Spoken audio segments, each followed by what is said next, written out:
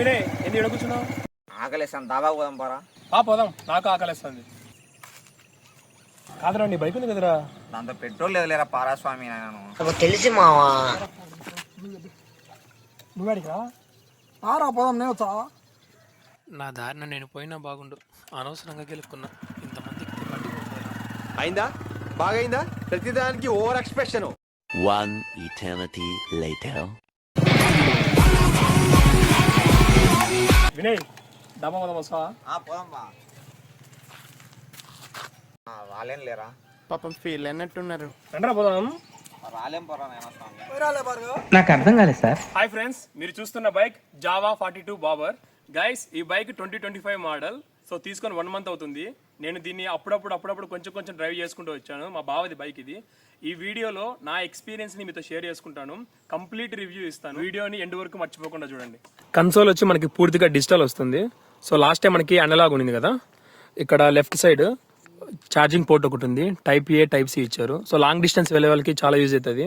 And ఇక్కడ కొన్ని modes మార్చుకునే బటన్స్ ఉన్నాయి. సో బ్యాక్ సైడ్ మనకి బీమ్ లైట్, హై బీమ్, లో బీమ్ అండ్ పాస్ కంట్రోల్ ఉంది. అండ్ ఇక్కడ as usual horn and indicators. So right side వస్తే మనకి కిల్ స్విచ్ ఉంది. సో దాని కింద మనకి ఎమర్జెన్సీ బీమ్ కంట్రోల్ చేసే లైట్ స్విచ్ ఒకటి ఉంది. అలాగే సెల్ఫ్ ఉంది. హ్యాండిల్ బార్ చాలా బాగుంది, చాలా వైడ్ వచ్చింది. సో మనకి కూర్చొని పట్టుకునే దానికి కంఫర్ట్ కూడా చాలా బాగుంటుంది. సో హెడ్ లైట్ గురించి మాట్లాడుకుంటే ఇది కంప్లీట్ ఎల్ఈడీతో వస్తుంది. సర్క్యులర్ షేప్ లో చాలా క్యూట్ గా ముద్దుగా ఉంది. అండ్ ఇండికేటర్స్ ఇవి హాలోజన్, ఎల్ఈడీ కాదు. ఇవి కూడా ఎల్ఈడీ ఇచ్చినట్టే బాగుండు. ప్రీవియస్ వర్షన్ కంటే ఈ వర్షన్ లో క్లచ్ చాలా స్మూత్ గా ఉంది. సో ప్రీవియస్ అంతా చాలా హార్డ్ గా ఉండేది. సో ఫ్యూల్ ట్యాంక్ చాలా బాగుంది, స్లిమ్ గా ఉంది కొంచెం. ఇది 14 లీటర్స్ కెపాసిటీ. ఇక్కడ సైడ్ చూడండి, ఇది బాగా నచ్చింది నాకు. ఇదంతా రబ్బర్ తో వస్తుంది. సో తొడలు పెట్టుకునే దానికి చాలా కంఫర్ట్ గా ఉంది. సో లాంగ్ డ్రైవ్ వెళ్లే వాళ్ళకి ఇక్కడ వీటిని ఆన్ చేసుకుని స్మూత్ గా వెళ్ళిపోవచ్చు. సీట్ డిజైన్ కూడా కొంచెం చేంజ్ చేశారు. సో మనకి స్ట్రైట్ రాకుండా కొంచెం బెండ్ వస్తుంది. ఇక్కడ చాలా బెండ్ వచ్చింది. సో సిట్టింగ్ కంఫర్ట్ కూడా చాలా బాగుంటుంది డ్రైవర్కి.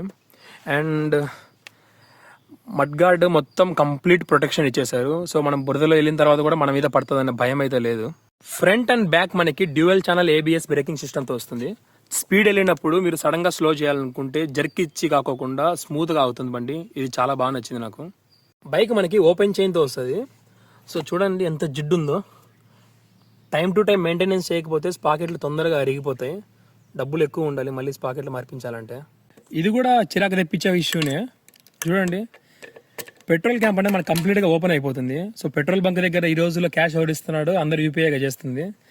చాలా మంది 2 చేతులతో ఫోన్ హ్యాండిల్ చేస్తారు. ఒక చేతితో ఇది పట్టుకొని ఇంకొక చేతితో ఫోన్ పట్టుకోవాలంటే ఇబ్బంది అయిపోతుంది. అలాగే దీన్ని మళ్ళీ ఫిట్ చేసేటప్పుడు కూడా ఎగ్జాక్ట్ పొజిషన్తో ఫిట్ చేయాలి. సో అది ఎక్కడుందో కూడా తెలియదు. సో ఇది కూడా చూసారా, ఇది కూడా ఒక major issue. 145 mm ground clearance తో వస్తుంది. చిన్న స్పీడ్ బ్రేకర్లకు అయితే పర్లేదు. పెద్దవి వచ్చినప్పుడే కొంచెం కింద ఇక్కడ ఇది తగులుతూ ఉంటుంది.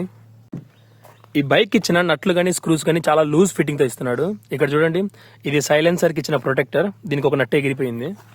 అండ్ సేమ్ ఇటువైపు సైలెన్సర్ కూడా చూడండి, ఇక్కడ కూడా ఒక నట్టు ఎగిరిపోయింది సేమ్ అదే స్పాట్ లో. సో బైక్ కొంచెం స్పీడ్ గా వెళ్తున్నప్పుడు హైవేలలో వైబ్రేషన్స్ ఎక్కువ వస్తాయి కదా, ఆ వైబ్రేషన్స్ కి నట్లు అనేవి లూజ్ అయ్యి పడిపోతున్నాయి ఎక్కడో ఒక చోట. వీడియో చూస్తున్న వాళ్ళకి నా సజెషన్ ఏంటంటే, ఈ మధ్య ఈ యొక్క జావా బైకే కాదు చాలా బైక్లకి లూజ్ ఫిట్టింగ్ ఇష్యూస్ చాలా ఉన్నాయి. సో ఎల్ఎన్ కి సెట్ ఆన్లైన్ లో దొరుకుతుంది మనకి. సమ్వేర్ అరౌండ్ 150 రూపాయలు 180 రూపాయలు ఉంటుంది. అది తెచ్చుకొని బైక్ కి మొత్తం ముందు ఎక్కడైతే ఇలాంటి ఎల్ఎన్ కి సెట్ పట్టే స్క్రూస్ ఉంటాయి కదా, వాటన్నిటిని టైట్ చేసుకునేది బెటర్ అని నా ఒపీనియన్. కావాలంటే కింద డిస్క్రిప్షన్ లో లింక్ ఇస్తాను, అక్కడి నుంచి చెక్ చేయండి. బైక్ పార్క్ చేసి సైడ్ లాక్ వేయాలంటే కీ ఇక్కడి నుంచి తీసి మళ్ళీ ఇక్కడ పెట్టాలి. మాటికి ఇక్కడి నుంచి తీసి ఇక్కడికి ఎలా పెట్టుకుంటారండి జనాలు, నాకు అర్థం కాదు. బైక్ కీ చూడండి, ఇది 1,20,000 రూపాయలు పెట్టుకున్న టీవీఎస్ రైడర్ బైక్ కి ఎంత సెక్సీగా ఉందో. చాలా స్టైలిష్ గా ఉంది అండ్ కొత్తగా ఉంది కదా. అండ్ ఇది 2,40,000 పెట్టుకున్న జావా 42 బాబర్ బైక్ కి, ట్రాక్టర్ కి లేకుంటే రెఫ్రిజిరేటర్ కి కబోర్డ్ లోకి వస్తుంది చూడు, సేమ్ ఆ డిజైన్ తో ఇచ్చాడు. అసలు నచ్చలేదు డిజైన్ ఇది. జనరల్ గా ఈ సెగ్మెంట్ బైక్ లో మనకి డబుల్ స్టాండ్ రాదు. సో సింగిల్ స్టాండ్ తోనే వస్తుంది. అట్లీస్ట్ ఇచ్చిన సింగిల్ స్టాండ్ అయినా కొంచెం మంచిగా ఇవ్వచ్చు కదా. చూసానికి చిన్నగా బుడ్డగా ఉండొచ్చు, కానీ దీనికి ఒక మేజర్ ప్రాబ్లం ఉంది, చూపిస్తాను చూడండి.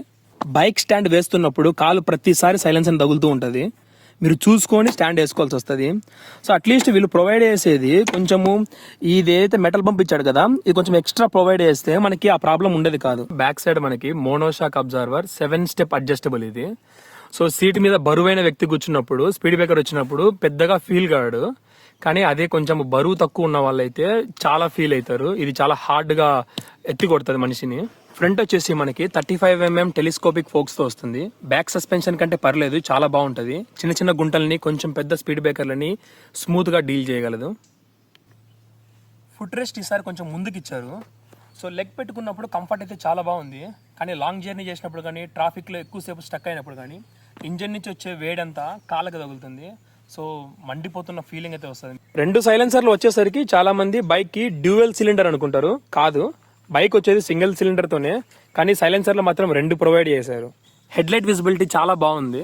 సో మార్నింగ్ అంత ఇంపార్టెంట్ కాకపోయినా నైట్ టైం విజిబిలిటీ మాత్రం సూపర్తో ఉంది. ఇది BS6 variant, 334cc liquid cool ఇంజన్తో వస్తుంది. టార్క్ వచ్చేసి 32.74 Nm, పవర్ వచ్చేసి 30.64 PS. సో ఈ స్పెసిఫికేషన్స్తో హైవే మీద అయితే ఈ బైక్ ఎక్స్పీరియన్స్ ఎక్స్ట్రాడినరీగా ఉంటుంది. కాంప్లెక్సిటీ, బైక్ టైర్ సరిగిపోయినప్పుడు మీరు మార్పించుకోవాలనుకుంటే ఖచ్చితంగా సర్వీస్ సెంటర్ దగ్గర తీసుకెళ్ళాలి. లోకల్లో మీరు టైర్ తెచ్చుకొని మార్చుకోవాలనుకుంటే ఆ మార్చే వాడికి కొంచెం ప్రాబ్లం అవుతుంది. ఇవి నట్లు తీయాలి, మళ్ళీ చైన్ తీయాలి, ఇదంతా పెద్ద ప్రాబ్లం అవుతుంది. సో బైక్ మైలేజ్ గురించి మాట్లాడుకుందాం. ఈ బైక్ని తీసుకున్నప్పుడు కంపెనీ వాడు 32 km/L క్లెయిమ్ చేశాడు, కానీ నాకు అరౌండ్ 30 వస్తుంది హైవేస్ మీద. సో సిటీలో అయితే 28, 27, సో మినిమం అంటే 27, మ్యాక్సిమం అంటే 30, 31. సో రైడింగ్ అయితే మనకి చాలా బాగుంది. ఈ బైక్ మనకి మొత్తము 6 గేర్స్ వస్తుంది, 6 గేర్ బాక్స్ వస్తుంది. సో హైవే మీద వెళ్ళినప్పుడే మీరు 6th గేర్ వాడతారు ఎక్కువగా. సో సిటీలో ఉన్నప్పుడు maximum 4 to 5. So bike exhaust sound వినిపిస్తా చూడండి.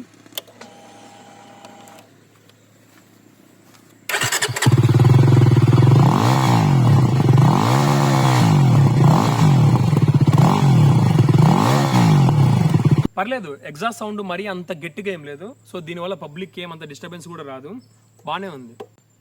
ఒకసారి కన్సోల్లో ఏమేమి ప్రొవైడ్ చేస్తారో చూద్దాం.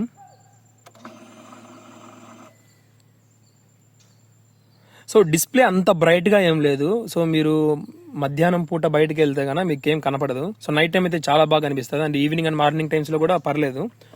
సో మనకి మ్యాక్సిమం అన్నీ ఇచ్చారు. ఇక్కడ ABS ఇచ్చారు, ఇండికేటర్స్ ఇచ్చారు, సో న్యూట్రల్ కాదని ఇచ్చారు. ఇక్కడ మనకి హెడ్ ల్యాంప్ది కూడా ఇచ్చారు, అండ్ పెట్రోల్ ఇచ్చారు, ఇంజన్ది ఇచ్చారు.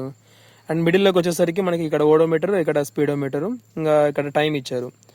సో బేసిక్ మనకి ఇంపార్టెంట్ అనుకున్నవన్నీ ఇచ్చారు. ఈ బైక్ని కంపెనీ వాళ్ళు మరీ పొట్టిగున్న వాళ్ళ కోసం కాదు, మరీ హైట్ ఉన్న వాళ్ళ కోసం కాదు. సో మిడ్ రేంజ్లో ఉంటారు కదా, వాళ్ళని ఉద్దేశించి డిజైన్ చేశారు. సో నేను 6 అడుగులు ఉంటాను, నాకు చూడండి కరెక్ట్గా సరిపోయింది. ఇటువైపు కాళ్ళు కింద నేల కాంతున్నాయి. సో మీరు మరీ పొట్టిగా ఉన్నా, కొంచెం బక్కగా ఉన్నా, సో ఈ బైక్ బరువుని హ్యాండిల్ చేయడం కొంచెం కష్టమే. ఇది 185 kgతో వస్తుంది కదా బైక్, చాలా బరువు ఉంటుంది. సో వన్స్ బండి 40 నుంచి 50 కిలోమీటర్ల వేగంతో ముందుకు వెళ్ళింది అనుకోండి, అప్పుడు మీరు ఈజీగా మెయింటైన్ చేయొచ్చు, అసలు మీకు బరువు అనిపించదు. అసలు ఇంత కాస్ట్ పెట్టి ఎవరి బైక్ని తీసుకోవాలి చెప్తున్నా వినండి. ఫ్యామిలీ గురించి ఆలోచించే వాళ్ళు కానీ, నాకు మెయింటెనెన్స్ తక్కువలో అయిపోవాలి, మైలేజ్ ఎక్కువ రావాలి, సర్వీసింగ్ కాస్ట్ తక్కువ పడాలి అని అనుకునే వాళ్ళు మాత్రం ఈ బైక్ని అసలు చూడకండి, వేస్ట్ ఆఫ్ టైం. కానీ ఎంత మెయింటెనెన్స్ అయినా పర్లేదు, నేను భరిస్తాను. నా బైక్ చూడడానికి లుక్ బాగుండాలి, సింగిల్ సీట్తో రావాలి, ఇంకొకరు ఎక్కడ నాకు ఇష్టం లేదు, నేను బైక్ తోలుతుంటే ఊర్లో వాళ్ళందరూ నన్నే చూడాలి అనుకునే వాళ్ళు మాత్రం మస్ట్ అండ్ షుడ్గా ఈ బైక్ని తీసుకోవచ్చు.